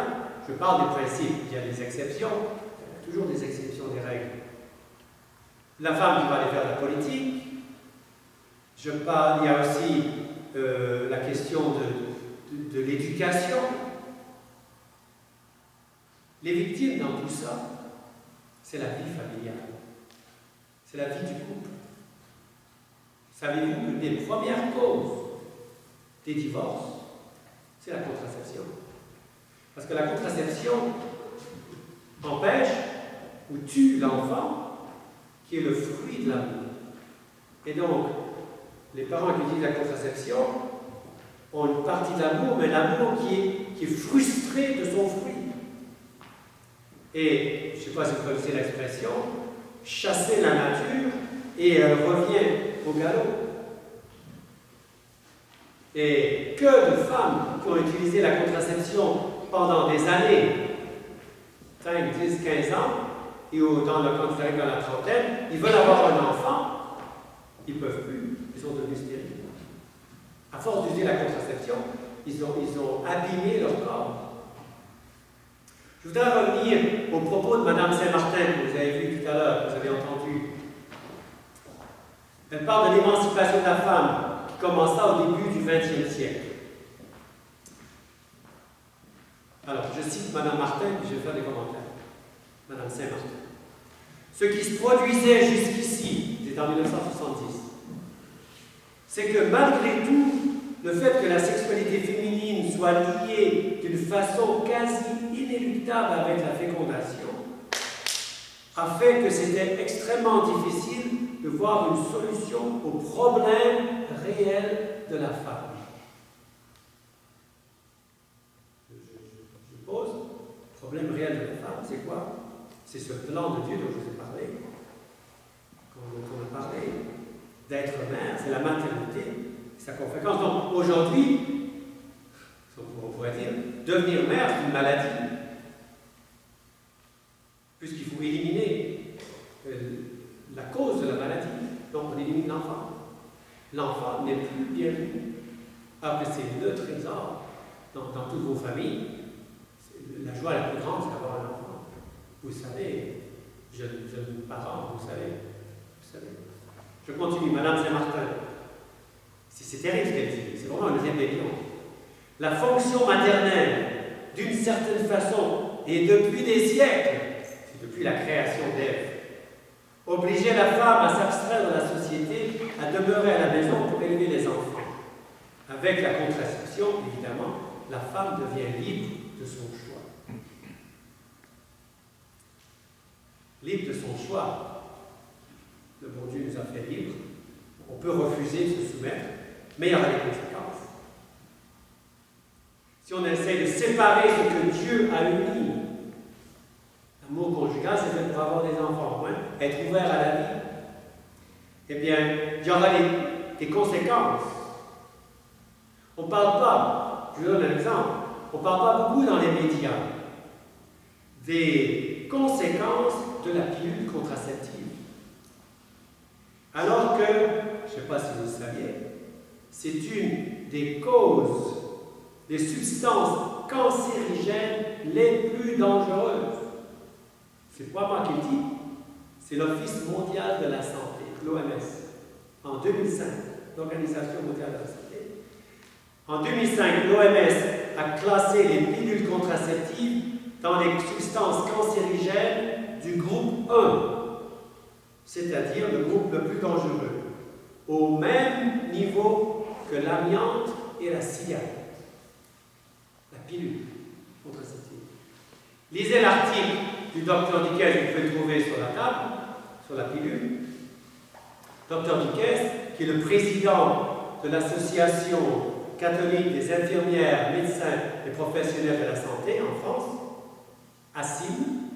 Il a une revue médicale, la seule revue médicale catholique traditionnelle dans le monde entier, qui s'appelle les Cahiers Saint-Raphaël. Vous avez sur la table le numéro 103, qui est justement dans lequel vous trouvez cet article. On parle de la contraception. Il parle de tous les méfaits de la pilule, qu'il appelle une véritable bombe que l'utilisatrice porte en elle. Et là, vous avez toute une liste des conséquences, des complications que la pilule entraîne et dont on ne parle pratiquement jamais. Sans parler des conséquences dans la nature. Là, je parle des conséquences pour le corps de la femme. Le cancer du sein et toutes les autres complications, les troubles psychologiques, tout ça. Il y a toute une liste prouvée avec des documents.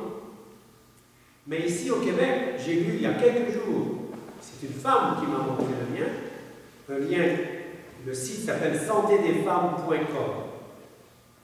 Radio-Canada va en parler, il y a une étude qui a été faite à travers tout le Canada sur les conséquences dans notre fleuve Saint-Laurent, qui est juste ici, derrière, pas loin d'ici, à Québec.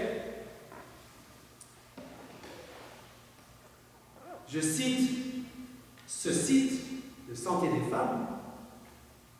Il y a une hausse alarmante des oestrogènes dans le Saint-Laurent. Je cite la conclusion de cette étude qu'on trouve dans le site. Il y a de bonnes raisons de croire que la majeure partie des oestrogènes qui polluent le fleuve proviennent des contraceptifs oraux. Les hormones chimiques peuvent rester des décennies dans la nature, car ce sont des inventions de laboratoire qui n'existent pas dans la nature et qui sont conçues pour avoir un effet prolongé dans notre corps. Et dans l'étude, on dit à peu près 80% des femmes ont utilisé ou utilisent des moyens contraceptifs chimiques. Et tout ça, ça part dans la nature, ça part dans les eaux, et les usines de traitement d'eau n'arrivent pas à tout éliminer. Le docteur Dickès, souvent, je l'ai entendu en conférence, souvent, il parle justement du taux croissant d'infertilité chez les hommes. Les hommes deviennent infertiles. Il n'y a rien de plus tragique pour un jeune couple qui veut avoir des enfants, qui n'arrive pas à avoir des enfants. C'est dans tout ce qu'on boit, tout ce qu'on mange. Il y a tellement de chimie qui viennent des contraceptifs. Et ça, c'est ici, au Québec, à quelques centaines de mètres d'ici, dans notre fleuve.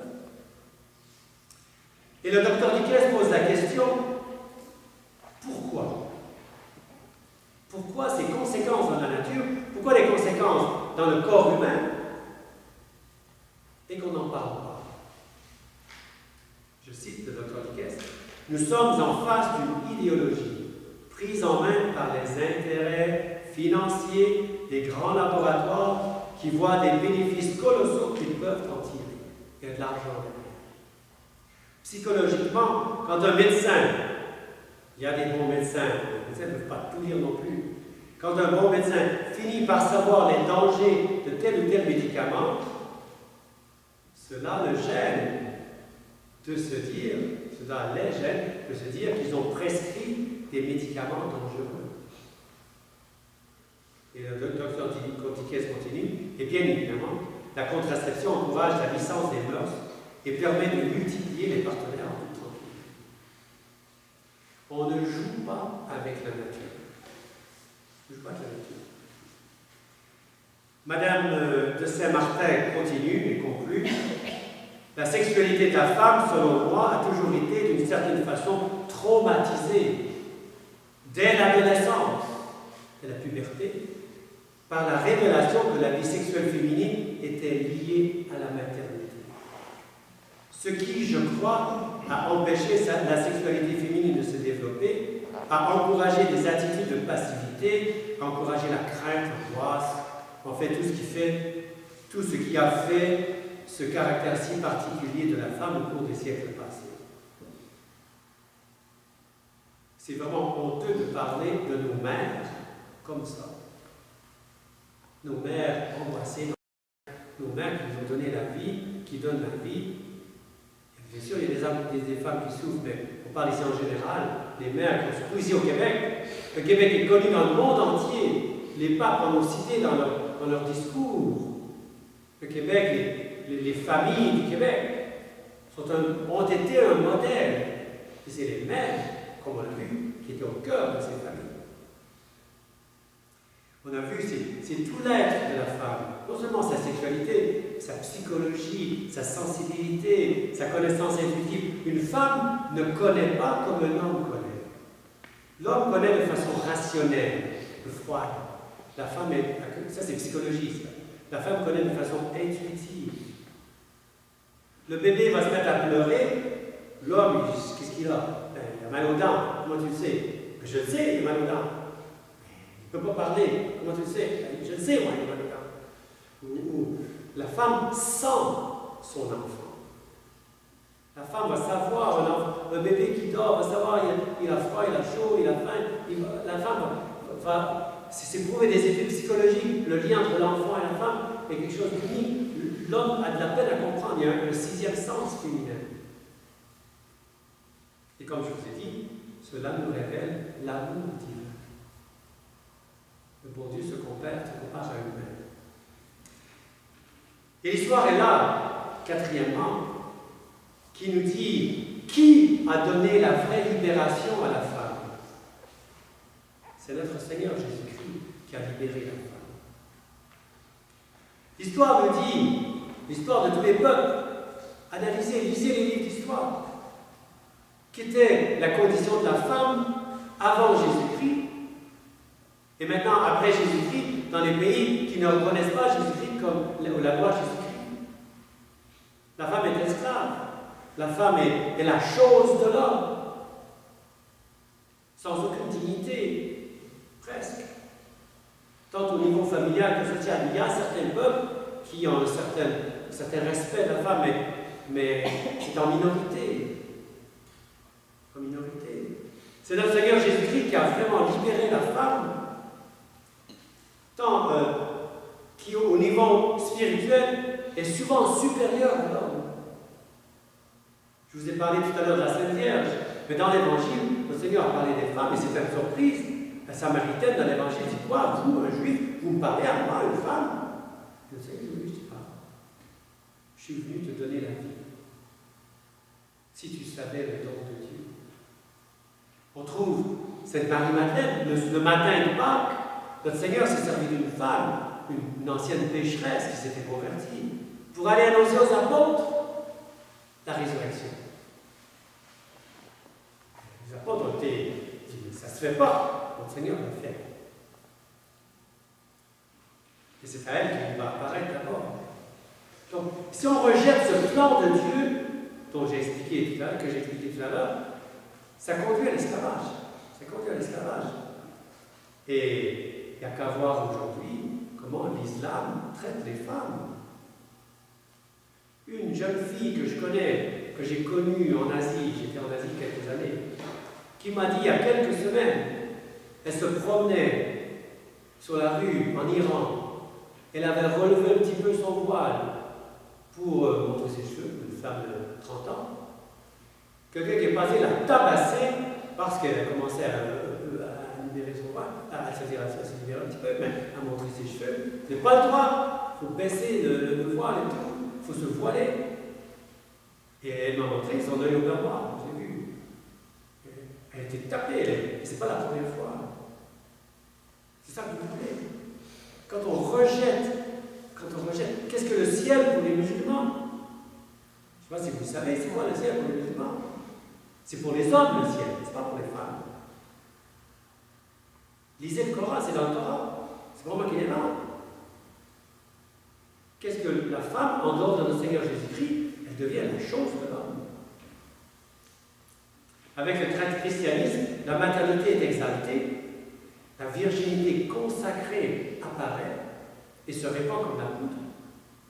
La femme va sanctifier sa virginité, va devenir martyre, religieuse, missionnaire. Partout les religieux sont partis, partout pour aider les prêtres, devenir les mères des âmes, dans l'enseignement, dans les soins hospitaliers, sur les champs de bataille parmi les guerres, auprès des lépreux, des mourants, des orphelins. Là où le christianisme est arrivé, vous trouvez la religieuse, effacée, discrète, à l'œuvre. J'ai connu des religieuses quand j'étais petit, ici à Sherbrooke, en 60, les années 70. Une qui a vécu à Macao, à Hong Kong, dans les années 40-50. Le matin, elle partait à 2 ou 3 religieuses dans les ruelles de Hong Kong ou de certaines villes de Chine. Ils allaient à 4 heures le matin aller voir les poubelles pour voir s'ils arrivaient à trouver des enfants qui avaient été jetés dans les poubelles. Et ils étaient heureux de revenir avec l'un ou l'autre enfant, d'avoir trouvé l'enfant avant les chiens. Parce que les chiens aussi cherchaient dans les poubelles. C'est des femmes qui arrivent à sauver les vies. Extraordinaire. Extraordinaire. L'œuvre de la Sainte Enfance, ils ont sauvé quelque chose comme, j'ai vu les chiffres, 15 millions d'enfants sur une période de près 80 ans. 15 millions. Les enfants abandonnés, jetés, tout ça. Partout vous trouvez des religieux qui vont élever comme des mères ces enfants, ces orphelins, qui vont les aimer, qui vont les trouver des lieux d'adoption, qui vont les éduquer. Voilà, et ça, c'est dans l'histoire entière, c'est dans l'histoire du monde. Et ici au Canada, dès les débuts de la colonisation de notre belle province, il y a toute une phalange de femmes françaises qui sont venues ici, quitter, se sont arrachées de leur sol natal, sont venues imprégner le nôtre de la vie surnaturelle qui les anime. Vous connaissez cette Marie de l'Incarnation, cette Marguerite Bourgeois, comme éducatrice. Elles ont fait l'âme de la femme canadienne, l'âme de nos mères. Jeanne Mans, Jeanne Lebert, Marguerite Lemoine, d'autres sont encore de belles figures qui rayonnent au berceau de notre histoire nationale. N'oublions pas la jeune et attrayante Madeleine de Verchères, qui réalisa son rêve sublime de sauver la patrie. Vous avez Mère Diouville, vous avez la Mère Gamelin, à qui nous devons les légions de modestes religieuses qui sont de la Providence, qui sont passées partout dans les rues, qui ont éduqué, qui ont apporté la paix, la consolation dans les foyers. Comme elles donnaient la vie, l'amour aux malades hospitalisés chez elles. Le père Duchossois, un fameux oblat de Marie Immaculée, raconte l'histoire des sœurs grises, nos sœurs grises au Canada. Parties dans le Grand Nord, dans les moins 40, moins 50, aller aider les missionnaires, parce que les missionnaires disaient, nous autres, on n'est pas capables. On a besoin des femmes pour venir éduquer les enfants. Vous savez, ce livre, vous pouvez le trouver sur la table aussi, Femmes héroïques. Ces femmes qui venaient ici du Québec, les missionnaires sont venus au Québec voir les supérieurs des sœurs grises en disant, écoutez, nous on a besoin de vous, on n'arrive pas. Il faut travailler ensemble, et les sœurs sont parties, et voulaient toutes partir en mission. C'est extraordinaire. Vous lisez lire les histoires, c'est de l'héroïsme. Et j'arrive à la fin. Une autre conséquence, une dernière conséquence que je veux mentionner, la question du travail et de l'éducation. Les papes ont parlé de nombreuses fois, avec précision, du rôle, des qualités de la femme et des dangers qui la menacent. Car les papes ont suivi avec beaucoup d'attention, ont suivi, surtout depuis le début du XXe siècle, comme dit Madame de Saint-Martin, justement c'est cette évolution, ce changement qui s'opère, surtout, encore plus, depuis la fin de la Deuxième Guerre mondiale. Le changement de rôle de la femme dans la société moderne, dans la vie professionnelle et dans la vie politique. Madame Saint-Martin dit « La société industrielle la sollicitait d'aller à l'extérieur travailler. Donc, quittez vos familles, quittez vos maisons, et travaillez. Mais qui va s'occuper de la famille? Les maris ne sont pas contents. Et ça va introduire la division au sein de la famille, à l'intérieur du couple. Souvent, pas tout le temps, mais souvent. Et qui va s'occuper des enfants? Ça va être l'État qui va s'occuper des enfants. Lénine rêvait de pouvoir mettre la main sur les tout petits de 1 an, 2 ans, 3 ans, d'être le premier éducateur des enfants. Les communistes rêvent de ça. Ils sont arrivés aujourd'hui à beaucoup d'endroits. Je le répète, je parle des principes. Il y a beaucoup d'exceptions. Aujourd'hui, beaucoup de femmes doivent travailler, beaucoup de mères de famille doivent travailler, mais on veut regarder les principes de façon rationnelle. On veut entendre l'enseignement de l'Église. Voici ce que le pape Pie XII dit encore. À la femme qui doit travailler en dehors. Le pape dit, bon, peut-être vous devez, vous aussi, chère fille, il dit, gagner le pain quotidien dans les usines ou dans les bureaux. Mais si vous devez le faire, donnez dans les heures qui vous restent pour la maison, à votre mari, à vos enfants, avec une ardeur redoublée, le réconfort du bon exemple, des soins affectueux, de l'amour constant. Faites que votre demeure devienne, pour employer les termes de l'apôtre Saint Paul, un endroit de vie tranquille et paisible, en toute piété et honnêteté. Puis 12 continue. Cependant, il reste toujours le point essentiel de la question, celui que nous avons signalé. La condition de la femme qui va travailler est-elle devenue meilleure? L'égalité des droits avec l'homme a fait abandonner à la femme le foyer où elle était reine et lui a imposé l'égalité dans la charge et la durée du travail.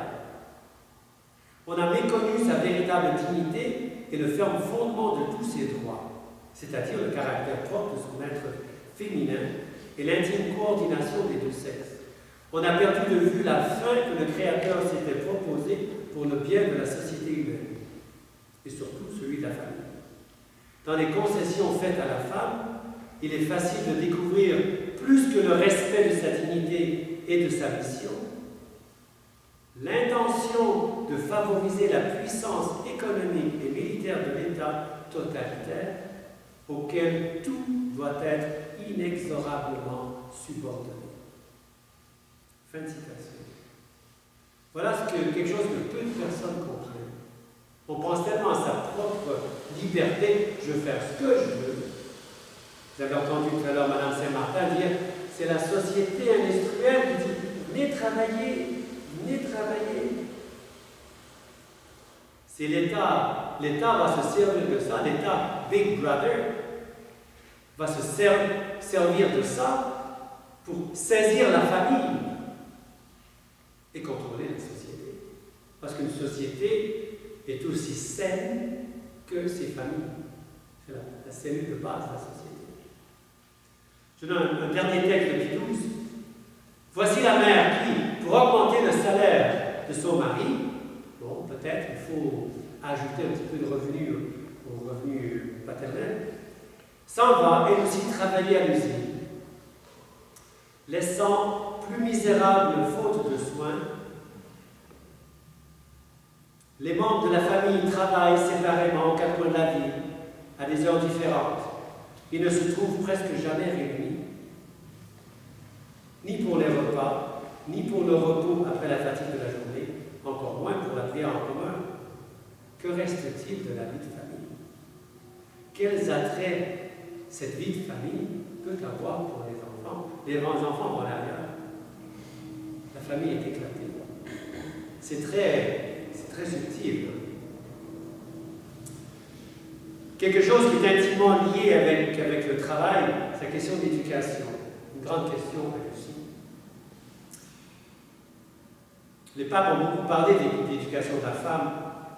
Rappelez-vous, je vous ai cité tout à l'heure, que les francs-maçons ont pris à cœur d'ouvrir des écoles pour les filles, pour enlever les femmes du foyer. Et ils disent explicitement pour soustraire l'influence des prêtres et des couvents, soustraire les filles aux prêtres et aux religieux. Mais le Seigneur n'a-t-il pas dit « Nul ne peut servir deux maîtres, car ou il haïra l'un et aimera l'autre, ou il s'attachera à l'un et méprisera l'autre. Vous ne pouvez servir Dieu et mammon. Mammon, c'est-à-dire la richesse, le monde. Vous connaissez ce proverbe, un proverbe qui est connu surtout en anglais.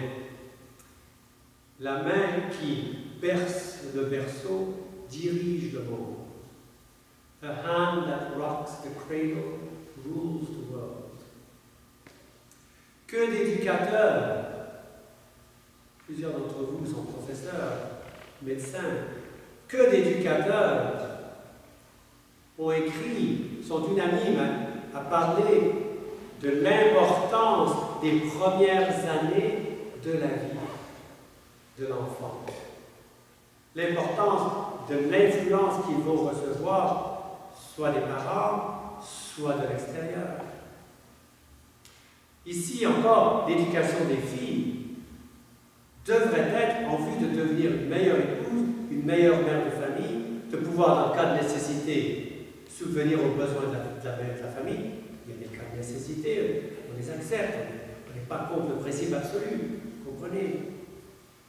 De pouvoir faire l'école à la maison, si on ne trouve pas d'école nulle part, l'école qui ne pervertisse pas les enfants, que la mère puisse faire l'école à ses enfants, ou d'aider les études des grands qui vont à l'université, la mère pourra les aider. Là où la femme a toujours excellé, vous êtes tous d'accord, c'est l'enseignement et les questions de la santé, s'occuper des enfants et des malades. La psychologie féminine dépasse celle de l'homme, dans le domaine. Il y aurait aussi beaucoup à dire sur la question de la mode et de la modestie. Je vous ai dit, tout se tient. Tous les principes catholiques de modestie nous rappellent que la tenue, la façon dont on s'habille, c'est l'expression de notre âme.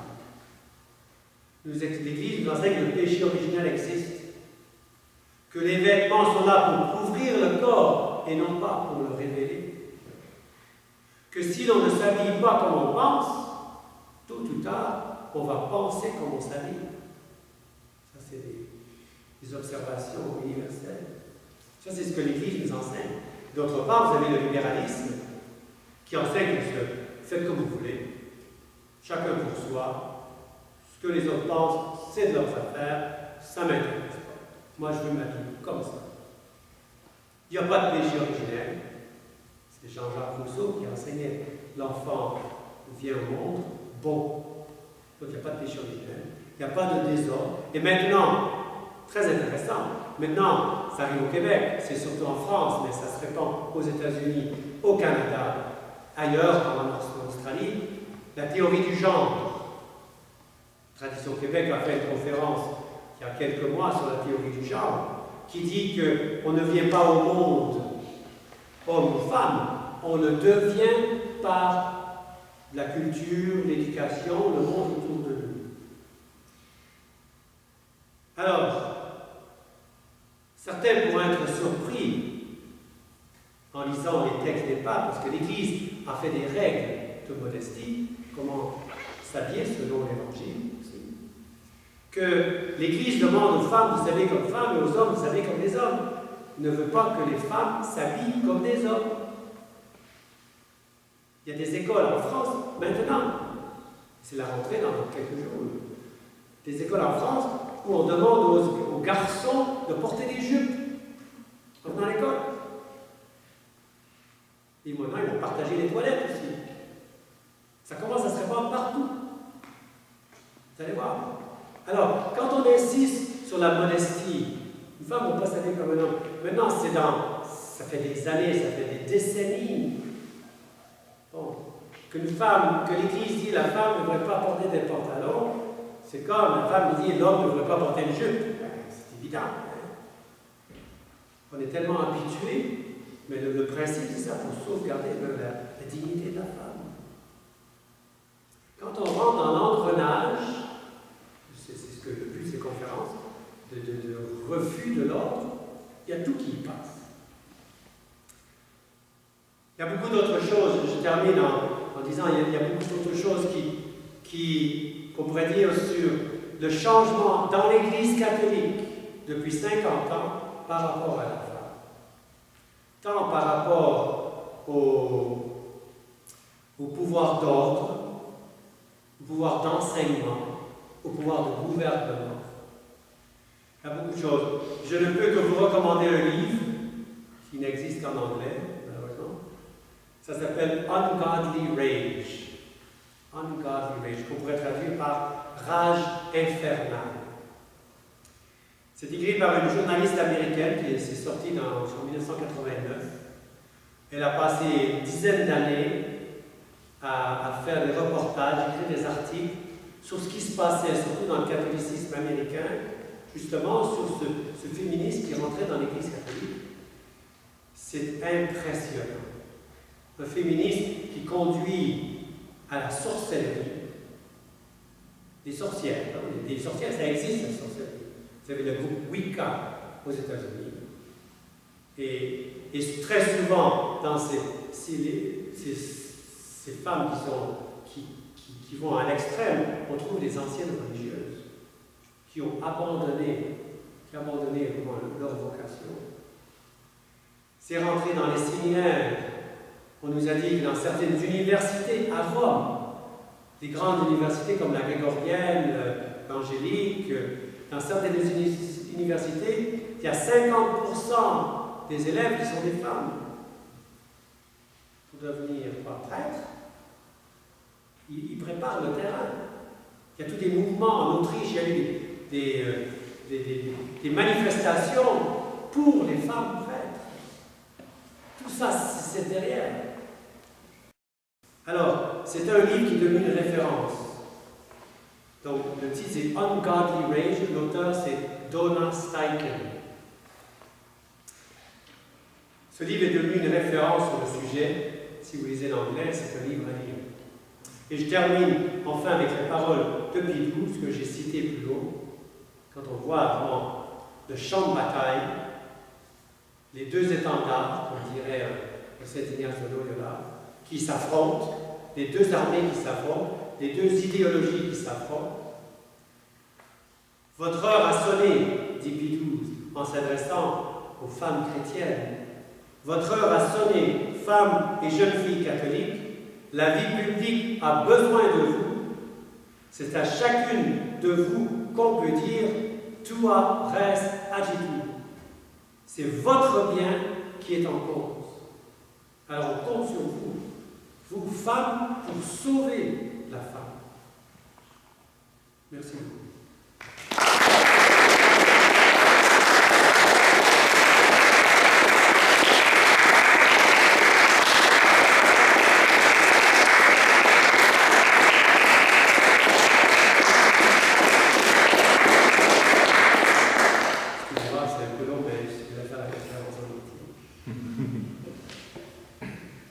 Est-ce qu'il y a des questions? Je ne vais pas prendre des questions. Alors, je tiens vraiment à vous remercier pour cette très belle conférence. On a vraiment aimé que cela se passe à Québec. C'était plus tranquille, vous avez aidé, hein? C'est sûr, mais peut-être qu'on aurait pu avoir plus de monde. Mais bon, ça va. On va mettre sur le site. C'est ça, ça va. Et là, on aura des milliers de personnes. Ça va aller sur le web et les gens pourront visualiser. Je tiens vraiment à vous féliciter pour tout ce que vous faites pour notre éducation catholique, parce qu'on manque à cela. Et j'ai 4 questions, si vous permettez. La première, c'est pas vraiment une question, mais c'est une remarque par rapport à ce que disait Madame Martin, je préfère le pas de Saint-Martin. Madame Martin, qui dit que notre société n'a pas besoin d'enfants. Mais paradoxalement, aujourd'hui, on tend à adopter la grossesse pour autrui. Oui. Donc, peut-on considérer tout ça comme des châtiments divins? Première question. Deuxième question. Vous avez cité plusieurs fois le pape Pie XII. Je vous l'accorde comme grand pape, mais je ne comprends pas pourquoi il n'a pas consacré la Russie comme la presse Vierge Mère l'a demandé. Avec tout ce qu'il a fait, avec tous ses enseignements. Pourquoi il ne l'a pas fait? Troisième question, ou plutôt une remarque. Est-ce qu'il s'agit toujours de châtiment? Quand on voit la masculinisation chez les femmes et la féminisation chez les femmes, est-ce qu'on considère ça comme des châtiments? Quatrième et dernière question. Jusqu'où nous irons avec avec les conséquences de la désobéissance. Aujourd'hui, nous avons la théorie du genre, vous venez de citer. Nous observons une tendance à banaliser la pédophilie. Depuis le 13 juin 2015 à Marseille, il y a une exposition, vous pouvez trouver sur le net, une exposition qui fait la gloire de la pédophilie à Marseille, depuis le 13 juin. Donc, je ne sais pas, je sais que vous n'êtes pas prophète ou exégète, mais jusqu'où on va tomber? Est-ce qu'on va tomber encore plus bas? Est-ce qu'on va nous déshabiller? Merci. Bon, 4 questions. Peut-être y aller en reculant. Oui, bien sûr. Jusqu'où jusqu'à la bête, on va devenir des bêtes et on va aller en dessous de l'animal. C'est certain. Et donc on n'a rien vu encore. C'est-à-dire, on va voir, on a déjà vu pas mal, mais on va certainement voir pire. Mais je dirais ça. Le temps le dira, mais si on voit. Le docteur Dickès a écrit plusieurs livres. Il a écrit un livre qui s'appelle L'homme artificiel. Et il y a une suite ensuite à ce livre. Et il montre, et dans ses cahiers Saint-Raphaël, il suit de très près, dans vous abonnez, docteur, il suit de très près ce qui se passe dans le monde entier, dans tous les pays. Et ça fait peur. On est arrivé, il m'a dit, ils sont arrivés donc à faire une conception in vitro et à faire un bébé artificiel pour les 9 mois. Il m'avait dit, je le connais depuis une quinzaine d'années, Dr. Dickès m'a dit, une époque, quand il est venu en Asie où j'étais, il dit, on arrive là à faire, à faire la conception et à garder l'enfant pendant quelques semaines. Et on arrive à sauver un enfant prématuré à partir de, à l'époque, disons, 6 mois, mais on n'arrive pas à faire le pont. Quand je l'ai revu quelques années après, il dit, maintenant c'est fait. Ils ont fait le pont. On va faire des Frankenstein. On se dirige, c'est toujours faire un homme artificiel, donc remplacer Dieu. C'est ça mon avis. C'est la divinisation de vous serez comme des dieux. La divinisation de l'homme. Troisième question, je vais reculer, c'était la masculinisation qu'on observe chez les femmes et la féminisation. Oui, ça c'est un châtiment, certainement. Je vous dis, on ne se moque pas de la nature. L'idée qu'il y aura des problèmes physiques, je vous dis, par du cancer, sur cet article sur la pilule, on a toute une liste de problèmes. C'est la stérilité, c'est des maladies. Il va probablement y avoir des maladies inconnues qui vont arriver. Il va y avoir des épidémies, le sida. C'est un truc, mais il va y avoir d'autres choses. Troisième question, Pie-XII. Deuxième question, c'était la consécration de la Russie. Ça, c'est une longue histoire. Il y a eu des pressions sur le pape Pie-XII sur la fin de sa vie et il n'a pas voulu s'engager plus loin.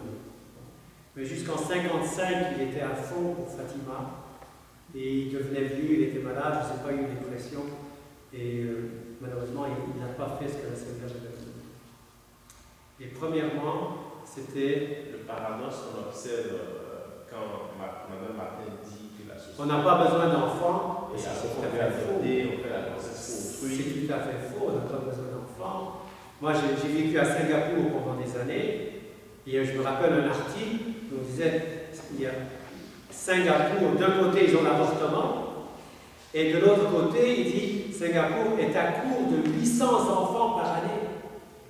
Il y a 800 couples qui cherchent à avoir des enfants par année qui n'y arrivent pas. Ils sont frustrés, qui n'arrivent pas à concevoir. Et donc, c'est des mensonges. On a dit le diable est le père du mensonge. C'est ça.